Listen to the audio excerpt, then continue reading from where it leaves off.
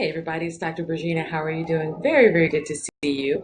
Excited to have you all here. And we're going to be talking about a variety of things that are all related to trauma. And I'm super excited to be able to do this teaching because I usually wait to see what kinds of things people are interested in, the questions that I get, and the things that people want me to talk more about. And then I'm really ready to dive in. But this, I'll be honest with you, is one of the most exciting things that I've ever had the pleasure of being able to talk about. So I'm going to switch off and hopefully see some folks on give me questions as we're going through this. For those who don't know, I am Dr. Regina. What I do is I help people to transform their lives by developing a mindset for growth and success. And the way that I do it is I pair my spiritual wisdom and knowledge as well as the information that I have gleaned from working and training as a Mayo Clinic and Hopkins trained physician. So I'm going to be able to see if you guys have any things for the chat, you can send them in. If you have questions, you can send them in. So first I'm going to just give you a little bit of an order, the mini outline of what we're going to talk about. I'm going to talk about trauma, and then I'm going to talk about two types of mental health concerns or mental illnesses that can be directly related to trauma, or there's at least an increased risk for these two types. And then there's one subtype that I'm really going to hone in on because the question was specifically about that particular subtype. So again, what we're going to be doing is talking about trauma, how that can affect us, and then some of the mental illnesses that can relate to that. So again, if you have your questions or concerns, particularly if you're on Facebook or Periscope, you can put them there. If you are on YouTube, you can submit a comment. Unfortunately, I can't see that as we're going live, but I can look at it followed up. At least I do believe that that's the case. At least one of the YouTube streams, I do believe I can track you if you have questions. But for those who are just coming in, again, we're talking about trauma, PTSD, and DID. So we're going to skirt a little bit on BPD as well. And if you don't know what any of those things are, don't worry. I'm going to share what they are. And if you do know what they are, then you definitely want to stay tuned. So what is trauma? Trauma is basically any event that you yourself witness or you hear about. So vicarious trauma can happen as well, or secondary trauma. And it basically can alter the way that your mood is. It can also alter, usually under an anxiety disorder in the DSM, which is the Diagnostic Statistical Manual, which psychiatrists and mental health providers use. But then it was carved out in the most recent iteration of that, DSM-5, where it doesn't necessarily have to have a person endorse fear. It used to be called shell-shocked, and then, it was post-war syndrome or combat syndrome. And then more recently, we said that people who had an exposure to trauma who then went on to develop a significant mental illness, we now call it PTSD, or post-traumatic stress disorder. Okay? So, but trauma is the incident that happens that can spark PTSD. Now, not everybody who gets traumatized or gets involved with the trauma or perceives the trauma automatically develops PTSD. A significant portion of people experience the trauma. Let's use 9/11, September 11th. It was devastating. It was saddening. It was very difficult for many people. However, it wasn't something that automatically caused everybody who experienced it to develop PTSD. And if you only experience significant symptoms of stress, including reliving the symptoms over and over again, reliving the scene, having flashbacks while you're awake, or reliving it in your dreams, that would be nightmares, or periods of time where you might feel numb or dissociated, not feeling like things aren't real, feeling almost like an out-of-body experience. Those are some symptoms related to the trauma. Now, within 30 days, it's called acute stress disorder. If it's prolonged, if it lasts longer than 30 days, then we call it post-traumatic stress disorder. Now, that's the first thing that you usually will hear about with PTSD or with trauma, after effects of trauma. Now, when people are younger adults that experience that, especially if it's during the formative years, identity is basically when you're around 9 plus, going into the preteens and the teen years. If you're experiencing those things around that time, it can make your identity formation. It can make it very difficult for you to form healthy identity or a healthy realization of the self. And so during that period of time of identity versus inferiority, or the Erikson stages, those Ericksonian stages, when you have that period of time where your identity isn't being fully formed the way that you would like it to be, then you can develop personality disorders. Now, personality disorders can develop outside of the childhood or your young adulthood, but usually, typically, the vast majority of folks who develop some type of a personality disorder do develop it stemming from the childhood, okay? Stemming from things that have happened during their childhood. And the two personality types or personality disorders that we believe are related to trauma, there's significant research to show that, are borderline personality disorder and dissociative identity disorder, okay? And borderline personality disorder, very briefly, it was called borderline because there was a period of time when we talked about neuroses. So if you've ever heard of, the worried well, or the person who, for the most part, seems to be doing fairly well, but then they can have a period of time, way back in the time, we would say women would get the vapors, or that some folks would have a hard time dealing with, life in general. And, this was during the time where lots of folks were giving out Valium and other benzos like any, there was the old adage that, for these bored housewives who were dealing with childhood, the doctors would give out Valium. Okay, so during that time, we had lots of conversation about neuroses. Now, if a person will be on the borderline between neurosis and psychosis, so losing touch with reality together, they were said to be on the border line between neurosis and psychosis. And so that's where borderline personality disorders came from. Now, lots of times people have kind of heard of that because it's been made more popular. Marsha Linehan came up with DBT, dialectical behavioral therapy, a spinoff of cognitive behavioral therapy. And so when people started getting kind of interested in that diagnosis became a little bit more popular. However, one diagnosis that became incredibly popular around the 60s and 70s, and around that time, and a little bit into the 80s, was DID, or dissociative identity disorder. And that's where a person, before it was called DID, it was called multiple personality disorder.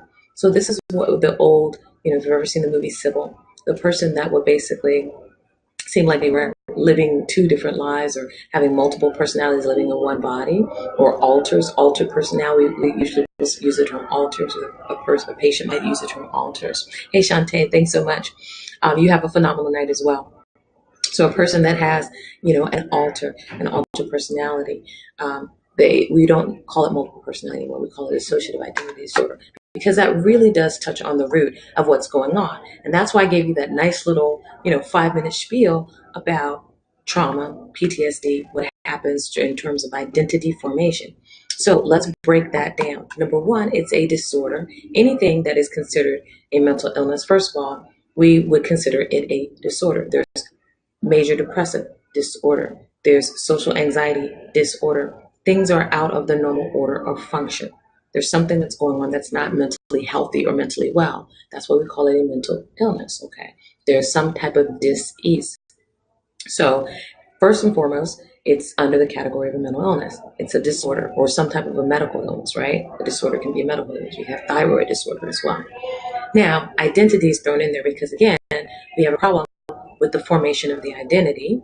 So it's going back to the origins, but it's also speaking to the present order of the identity. So this person can have altered identity states. So there can be periods of time where they're functioning in a different identity than another period of time. Okay, does that mean that they completely become a different person, like you might see again in the movie Sybil? Not necessarily, not for everybody, but can it be that way for certain people? Have they experienced that, or will they relate having experienced that? Yes. What's really going on, though? It's a dissociative state. Now, a dissociative state can take many different forms. And this is where we get into going from the medical to the psychological and back and forth.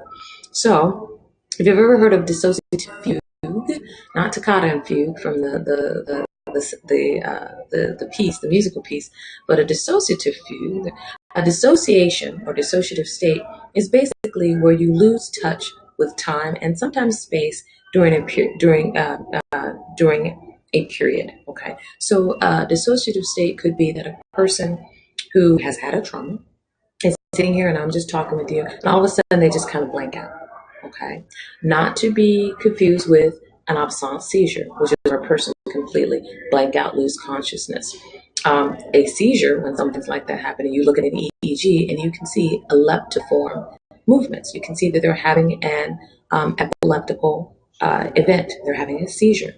So a dissociative state is this person is kind of out of touch with reality in that moment, but they're not in the midst of a seizure. If you were to hook them up to an EEG monitor, everything is fine. You're not having a seizure that's causing the person to lose track of time. Okay, that can happen in a seizure, but in DID, that's not what's happening. They are dissociating, and again, it's reminiscent of the things that happened when they were younger. Unfortunately, when a person may have experienced, let's say, childhood molestation, you will find children who will literally just first, it happens usually involuntarily, and then sometimes some people can control it where it happens a little bit more voluntarily. When the stress and the trauma gets too much, they just kind of lose touch with the body. The mind literally kind of just leaves the body for a moment, and it is a protective strategy. Your brain is an incredibly elegant organ, and what it can do is it literally can it just shut off uh, interaction to the rest of the body. It can shut off flow of information to other parts of the brain, even. Think I'm joking? Well, think about something that might have been particularly traumatic, or you've heard of a person that's trying to talk about something particularly traumatic, and then they'll say, well, I don't remember all of the details, what happened. That is your brain kicking in, that powerfully smart brain that's basically not allowing access to some incredibly painful memories. And this is one of the reasons that when I'm seeing a person in therapy, I've been able to get through even 6 months of therapy with a person, and they've never had to recount the details about the trauma. And I've still been able to help them get help and healing, but not actually recount the trauma. For some reason, for sometimes they can't remember it, but other times I don't want to re-traumatize them. I don't want to force them to remember something that their body is trying very hard not to have them remember. Because if I force that memory to come when their body's not ready to handle it, when their mind's not ready to handle it, it can be more devastating for them. And again, it can be re-traumatizing for them. Never want to do that.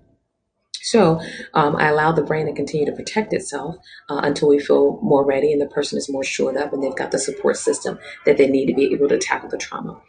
If they desire to, there are ways to completely get healing from a trauma without having to recount the details of the traumatic event. Okay, there are therapies that allow you to do that now, which is a wonderful thing.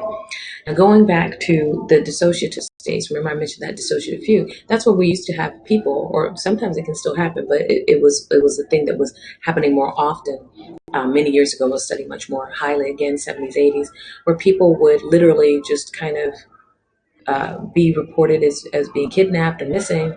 And, you've probably heard stories where this person will go missing from one place and they'll show up in another place thousands of miles away, and they can't remember how they got there, can't remember ever leaving, and there's this huge gap of time. There's usually, when you track back, there's some specific stressor or some incident or trauma that happened, so they weren't able to that's the impetus, the reason why that happened, why they took off, and then not being able to remember during that time. Again, there's usually some significant stress. So the fugue is basically where they're literally kind of going away. You don't see them for a while. But so it can be as anywhere from brief seconds all the way to, like I said, this time where a person is traveling miles away, time and space. They've traveled thousands of miles away, a person going from Virginia to California, and that time is lost as well. Okay. So all of these things can happen.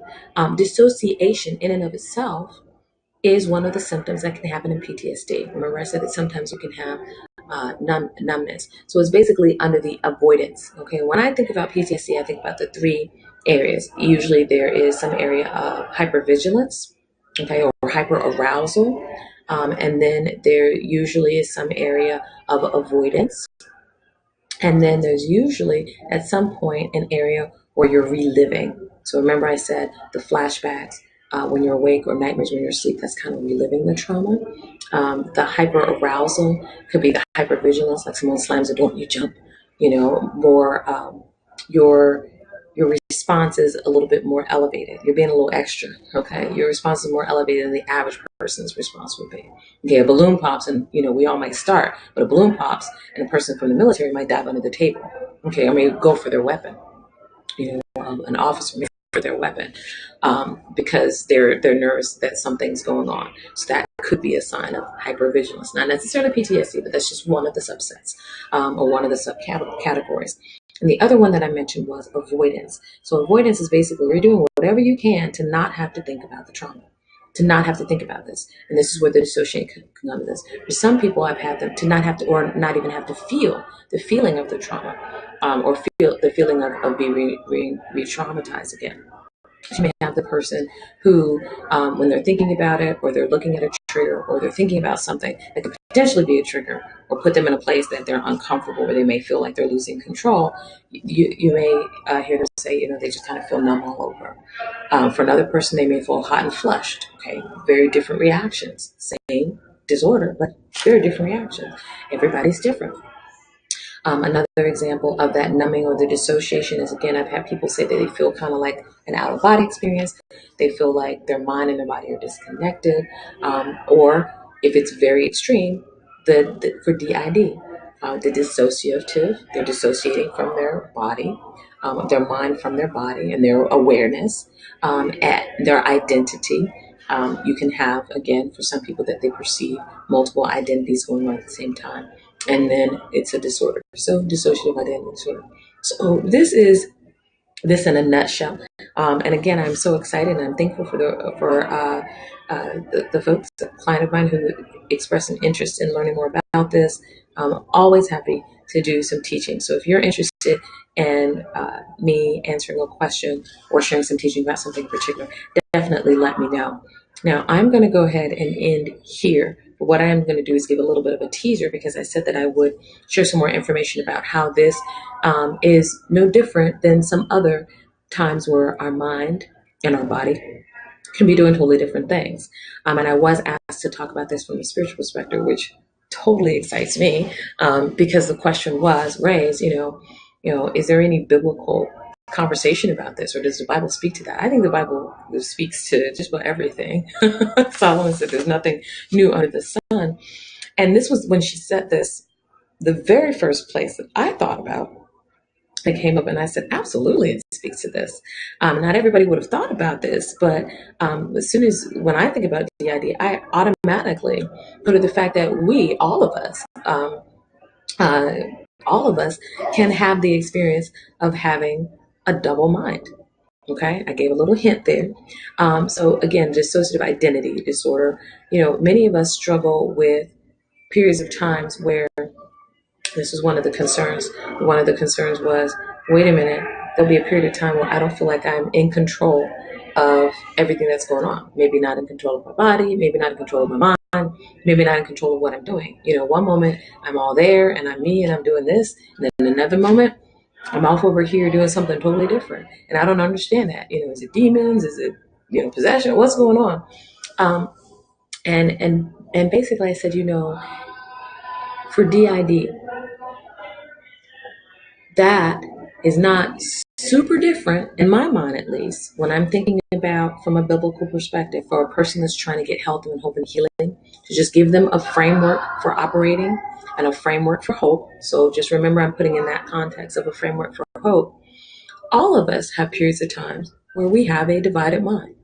And all of us have periods of time where we're not operating in our full identity either. Hello. That's all of us. Every believer that I know of has experienced that on some level. Okay. And we get better at it as we grow and become more mature. But we've all had periods of times where we're double-minded, where we're unstable in the mind. And one thing that really excited me, of course, the first thing I got to thinking about, now this is part 2, so for those who just wanted to know about the introduction, we've passed that. For those who want to know more about the biblical perspective, keep going. Stick with me, because we're going to try to do at least 2 or 3 teachings on this, because I think this is so fascinating. So Romans 7, starting around 15, actually talks about that. Paul said, basically, I don't always do everything that I want to do. Okay. And this was the main source of frustration. And I think this is a major source of frustration for folks who develop dissociative episodes. There are periods of time where they don't feel like they're in control. There are periods of time where they feel like They want to do one thing. They want to be whole and complete and stable in mind, and they feel pulled in different directions, whether it's an altar or it's just a complete pulling in a different direction. Guess what? You're not alone. Paul experienced the same thing, and Paul wrote the majority of the New Testament. So I think you're in good company. Okay. What did Paul say? He said in Romans 7:15, for that which I do, I allow not. For what I would that I do not. And what I hate, that I do. Okay. And I was looking at the New American Standard Version for that. So basically, the good that I would do, I don't. And the things that I don't want to do, I do. Okay. How many of us have been in that place? Okay. I was there today. I'm saying to myself before I have conversation with certain people, I'm going to communicate in a positive way. I'm going to be kind and loving and compassionate. I'm going to share information in a way that's going to be a blessing and is just going to help people. And then what ends up happening? Something, kind of goes a little bit left when I intend to go right. And, I end up being a little snappier, or I don't phrase it the way that I would have liked to have phrased it. Or perhaps I didn't show as much grace or kindness as I would have. And I literally was having a conversation with my daughter, and I felt like I wasn't giving as much grace as I could. And it was so interesting is someone overheard me, and she says, wow, you're so good with your daughter. And I would have just been snappy. And she said, and you were just so calm and patient. And I was saying to myself, well, thank you for that.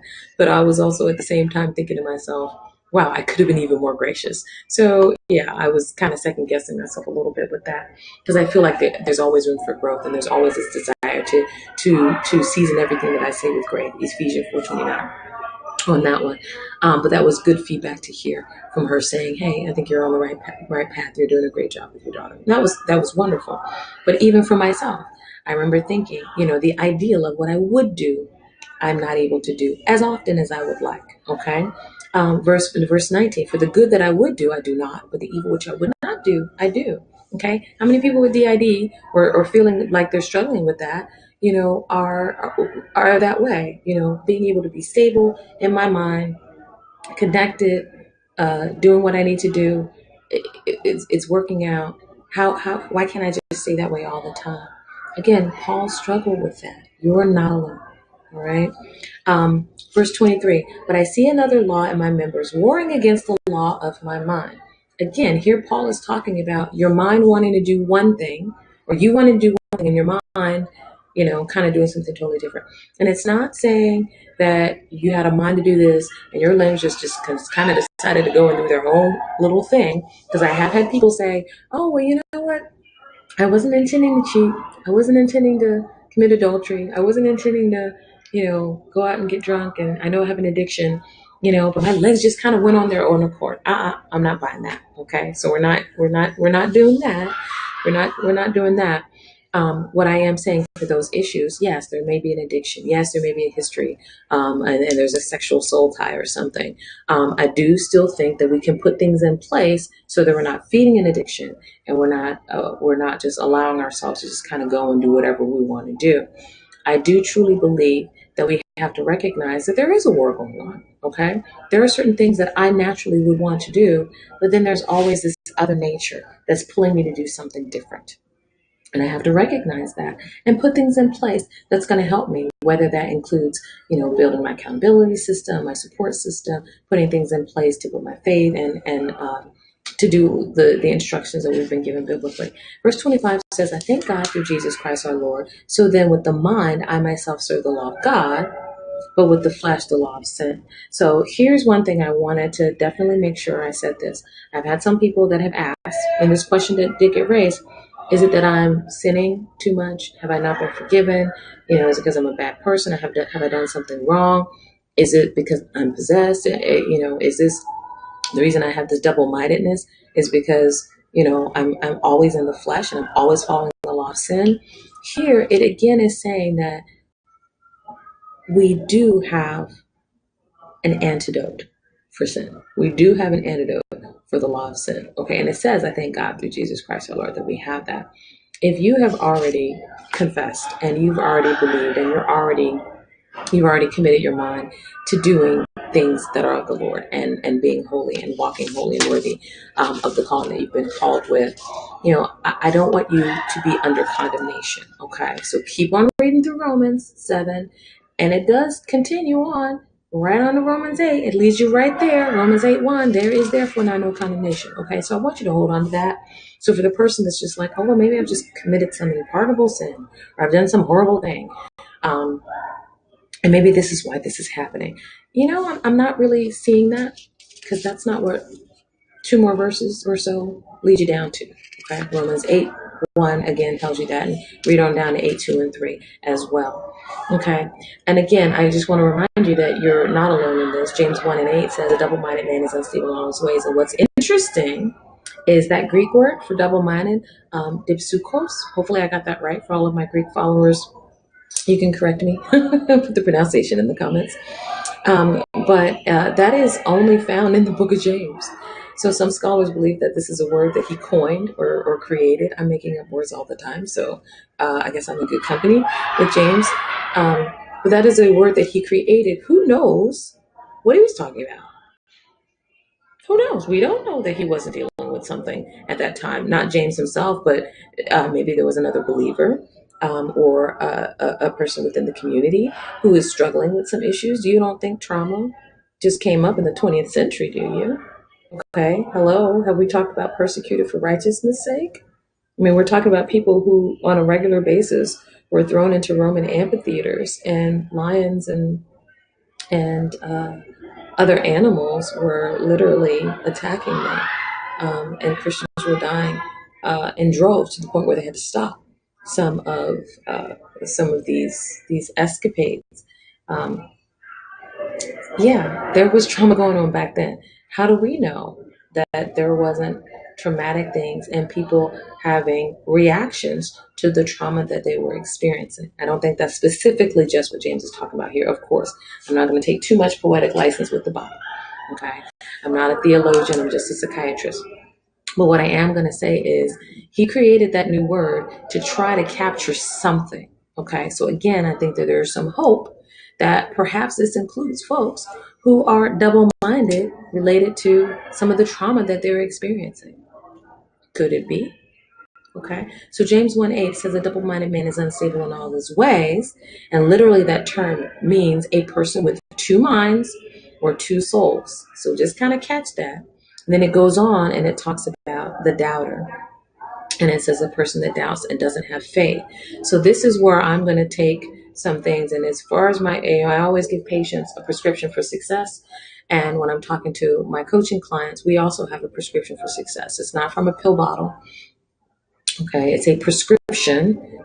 And this is one of the scriptures that I have people to kind of meditate on, and talking about things that they know are going to help build their faith. Okay, so if this is you and you need some help in this particular area, whether you are double-minded because of doubt and things that have happened in your life and you need some assistance, or if you've been struggling with dissociative identity disorder and this is an area, I want you to take heart. Consider reading through some of these areas and make it yours. Make it yours. And just kind of own this. I am going to be doing a study, and I think what we're going to do is translate this into a webinar, because I certainly have so much more that I would like to teach on. So if you're interested in that, definitely send me some information. Again, this is Love Restream. Thank you so much, Restream. I know this is going to be broadcast to Facebook, Periscope, and YouTube, and Instagram. You'll just have to catch it on the flip side, or the Instagram folks will have to come over and watch one of these three areas. What I will say is we are going to go ahead and do a webinar on this, because I think this is a wonderful teaching. I would not have done it had I not been asked the question. So again, if you have questions about certain things and you want the information, let me know. Ways that you can get in contact with me, or ways that you can get some information about some of the work that we are doing, including the webinar. What you can do, first of all, for some of the information that I have, you can go to bit.ly/VirginaMD, and you can just purchase things right away from that site, including things on self-care, the mastermind, as well as the Growth Power Pack. So information on vision, identity, and purpose. So if you're struggling with identity and you feel like you need to know a bit more about, how to live your ideal identity, there are two different. There's an intro product as well as more of an ongoing, updated one as well. So in the webinar, I know we're going to talk ad nauseum about identity in terms of issues that can come from having your identity not where it needs to be. And then, of course, in some of the teachings that I'll be doing later on, we'll talk more about that in depth in terms of getting it right back on track, going from identity crisis to identity achievement. To get information specifically about the webinar, if you're interested in signing up for the webinar, then what I want you to do is go to a different bit.ly. It's bit.ly/ Dr. Virginia Home. And that will take you to our page where you can sign up to the email list. And when you sign in, basically, if I see it from this particular weekend, then I will know that it's information that you're interested in about the webinar, and we will have a landing page that's going to be coming up. And that landing page is going to be attached to one of those two pages, and that way, if you're interested in the webinar, you can just sign up right there. How good is that? Isn't this awesome? I love doing these things like this. So keep it coming, keep the questions coming, and keep the topics coming so that we can do more teaching and we can all get free and transform together. So again, I'm Dr. Virginia. What I do is I help you to transform your life by renewing your mind. And the way that we do that is we marry this spiritual wisdom along with the wisdom that I've gained from working in the psychiatry field for over 10 years now. Yay! Yay, 10 years, the big 10. What are we going to do to celebrate you this year? Leave me a comment and let me know what it is that you guys want to do. All right, you have a very blessed night on purpose. Take care.